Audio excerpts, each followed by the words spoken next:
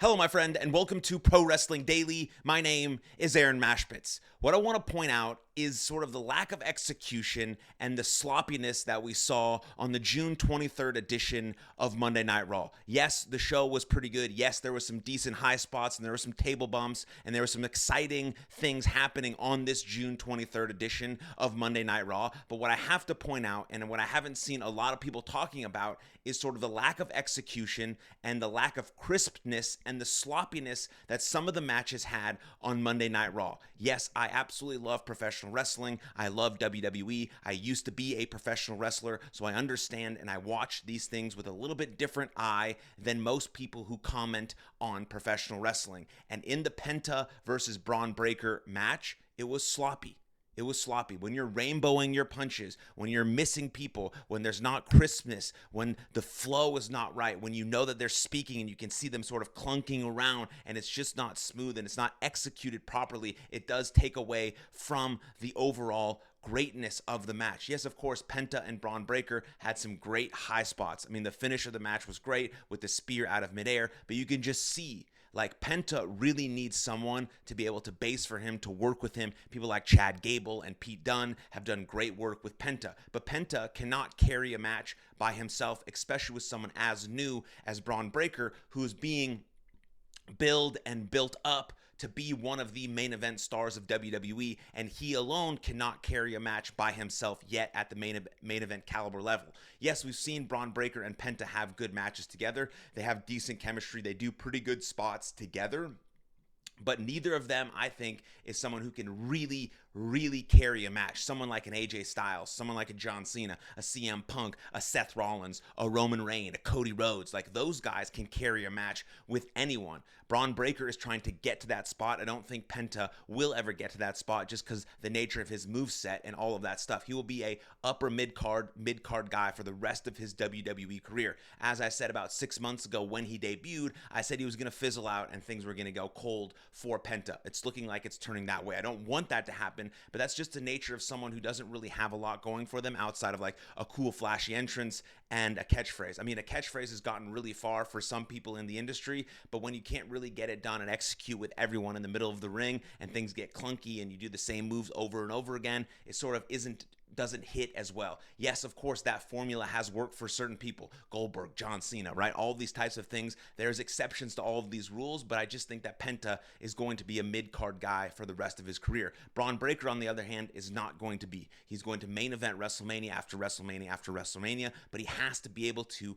carry a match. And he needs the experience on Monday Night Raw to be able to carry that match at a WrestleMania, at a SummerSlam, at a big-time pay-per-view event. So I thought that match was sloppy. It wasn't well executed, decent high spots, but it was sloppy. Those guys need to keep working on their craft to be the best in the world, to be able to carry the company into the next generation. And another match that I thought was also sloppy was Jade Cargill versus Roxanne Perez. Jade Cargill has everything you want in a professional wrestler: the build, the look, the charisma. What she doesn't have to be a champion in WWE is the in-ring skills yet. She needs more experience. She needs more matches. The same as Braun Breaker. They're very similar in terms of Braun Breaker and Jade Cargill. They look great. They have great intensity. You feel their presence when they walk through the curtain, but they lack a little bit in experience and execution and total in-ring skill to be able to carry themselves to the next level. Roxanne Perez is on the other hand, is an absolute unbelievably good professional wrestler, and as of this point has been in the ring with the best, held her own, and carried some other people in the ring as well. And so I give Roxanne Perez a ton of credit. I mean, she started training when she was like 13 years old, like absolutely lives and breathes professional wrestling, and you can tell every time she's in the ring. Jade Cargill, just like Braun Breaker, needs a little bit more experience in the ring, and then both of those people take that upper echelon. I don't think Jade Cargill is championship ready yet, but potentially she is going to win the Queen of the Ring, potentially against Asuka, then beat Io Sky at SummerSlam, and then immediately after that, we'll have Naomi cash in on Jade Cargill, and they will continue that feud moving forward. That's a little prediction, but I do think Asuka is going to win and deserves to win the Queen of the Ring, and then we can see an absolute badass match at SummerSlam between Asuka and Io Sky. And so I just wanted to point that out about what I saw on Monday Night Raw as a little bit of sloppiness, a little bit of lack of execution, and I just think think it needed to be pointed out, because those are going to be the future stars of WWE. And thinking about the stars of WWE, let's talk about one of the best matches we're going to see. What I'm very, very excited to see is Randy Orton versus Cody Rhodes. We haven't seen them interact in a very long time. They have a ton of history, third-generation wrestlers, legacy, all of these types of things that go with Randy Orton and Cody Rhodes, and we haven't seen them interact since Cody Rhodes got back into the WWE, finished his story, won the title from Reigns, lost the title to John Cena. This is his way back to the championship at SummerSlam. He has to beat Randy Orton at Night of Champions to win the King of the Ring, to get himself another title shot. Now, I do not think there's going to be a clean finish here. I do think it's going to be a triple threat match at SummerSlam, because I don't think CM Punk is going to beat John Cena at Night of Champions. I think John Cena is going to win. I think they're going to have another match sort of later on, but I do think it might be a triple threat match. It might even be a fatal four-way match at SummerSlam of John Cena, CM Punk, Cody Rhodes, and Randy Orton. But Randy Orton got screwed out of it last year on the King of the Ring tournament. He might get screwed a second year in a row, and Cody Rhodes might win, Randy Orton might win, but I do think something's going to happen, which is going to lead to at least to a triple threat match at SummerSlam, potentially a fatal four-way match. But I'm excited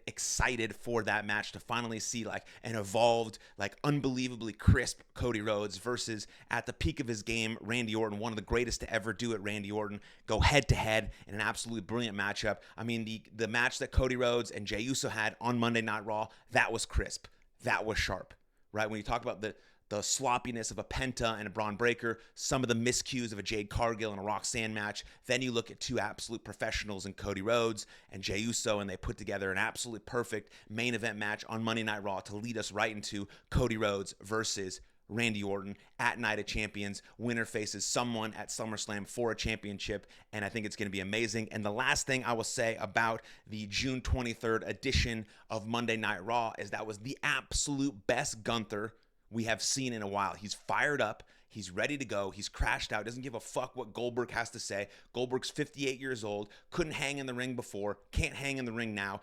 Gunther is going to absolutely eat him for lunch. He's going to chop him till he retires, because he says he's going to retire. So that's going to happen no matter what. But that's the best Gunther promo we've ever seen. Intensity, emotion, everything that Goldberg draws out of his opponents was really good. And I can't wait to see Gunther absolutely destroy and kill the myth of Goldberg come Saturday night's main event. And that's all I have to say on that. So please comment down below what you think, what your opinions, predictions, and rumors might be. Then like this video, subscribe to the channel, and I'll see you guys next time. Lots of love. Cheers.